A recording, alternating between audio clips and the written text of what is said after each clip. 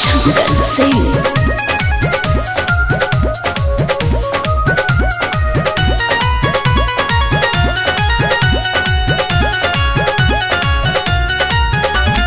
कवनो हीरोइन से न लागी हम कम जी, छुके देखी गलिया बादू न राम जी। कवनो हीरोइन से न लागी हम कम जी, छुके देखी गलिया बादू न राम जी। फेर लभली लाके रूपवा चमकाई, फेर लभली लाके रूपवा चमकाई। सुनल ननदो के जैसन जाके ब्यूटी पार्लर में ए सैया बाबा कटकटवाई। सुनल ननदो के जैसन जाके ब्यूटी पार्लर में राजा जी हो बाबा कटकटवाई।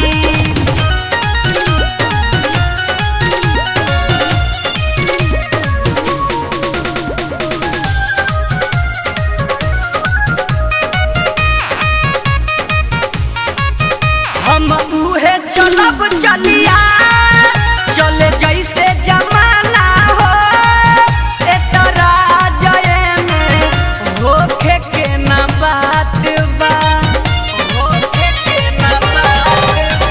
एह फैशन के दुनिया में सजला धजला में जी, हमारा समझ से गलत नहीं बात बा। खोल के केसिया हम हवा में लहराई, खोल के केसिया हम हवा में लहराई। सुनल ननदो के जैसन जाके ब्यूटी पार्लर में ए सैया बाबा कटकटवाई।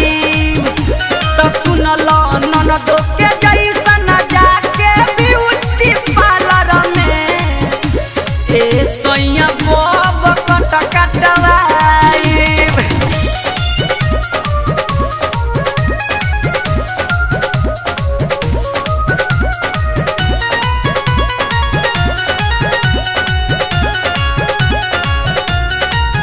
छुट्टी ननदो के रटना जे देले बाड़ा ए सैया जी, मांगबो तने हमरो अधिकार बा, हमरो अधिकार बा। काहे मुँह चमकावेला जब कहिला बतिया हो, ननदो के भैया बोला का विचार बा।